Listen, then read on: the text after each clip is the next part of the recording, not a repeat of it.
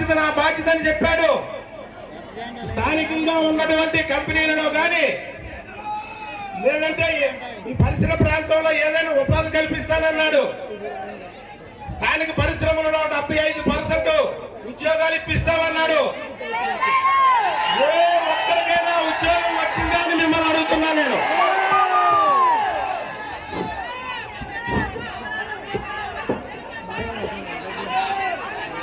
ఒక్క పరిశ్రమలో ఒక్క విద్యావంతుడైనటువంటి డిగ్రీ చేసినటువంటి కుర్రాళ్ళకి ఎక్కడైనా ఉద్యోగం కల్పించారా అని మిమ్మల్ని అడుగుతున్నాను. ఏ ఒక్కరికైనా ఉపాధి కల్పించారా అని నేను అడుగుతున్నాను. మనకి రహదారులు చాలా అద్భుతంగా ఉన్నాయి. ఈ ఎమ్మెల్యే వచ్చిన తర్వాత ఏ ఊరికైనా రహదారిలో నడిసైనా వెళ్ళగలుగుతున్నామని మీకు ఒకసారి అడుగుతున్నాను నేను. ఇలాంటి దుర్మార్గపు ఎమ్మెల్యే మనకు అవసరమా అని మీకు అడుగుతున్నాను నేను.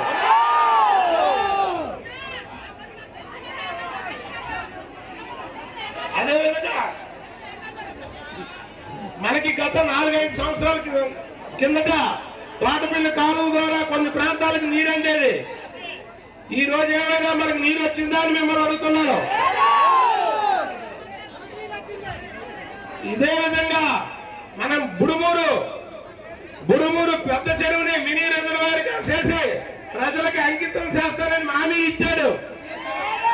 ఏమైనా చేసి చూపించాడా ఈ గొర్రెల కుమార్ అని అడుగుతున్నాను. అదేవిధంగా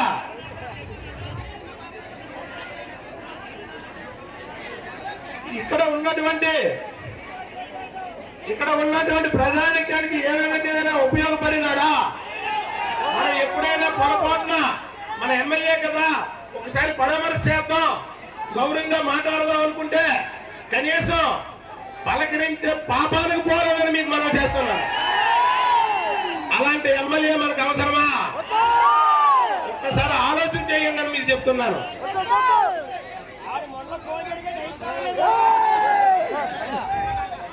అదేవిధంగా ఎటువంటి అభివృద్ధి లేదు.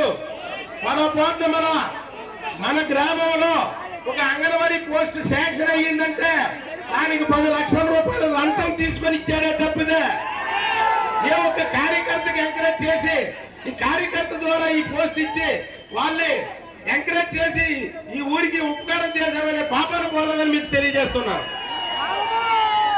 ఆశా వర్కర్లకు కూడా అదే పరిస్థితి, ఆయా పోస్టులకు కూడా అదే పరిస్థితి. షిఫ్ట్ ఆపరేటర్లకు కూడా వదలలేదండి.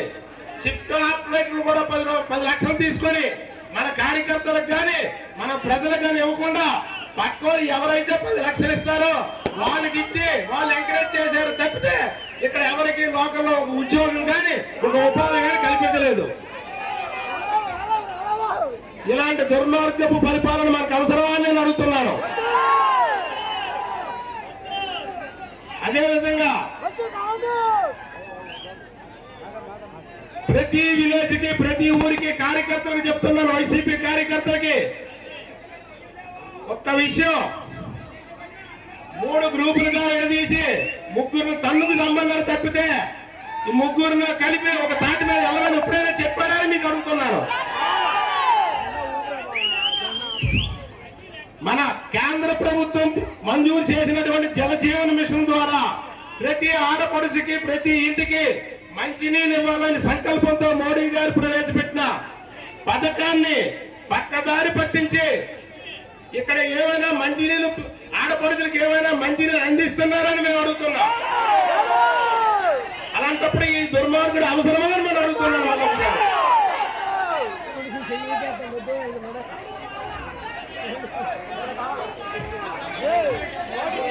తర్వాత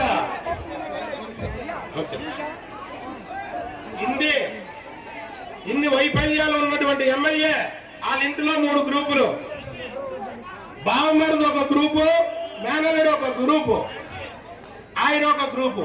ఈ 3 గ్రూపులు తయారు చేసుకొని బావ కుర్చీ కోసం ఒకడు, మామ కుర్చీ కోసం ఇంకొకడు, ఈ 3 కొట్టుకొని ప్రతి విలేజ్ లో కూడా 3 వర్గాలుగా విడదీసి మనకు తగువులు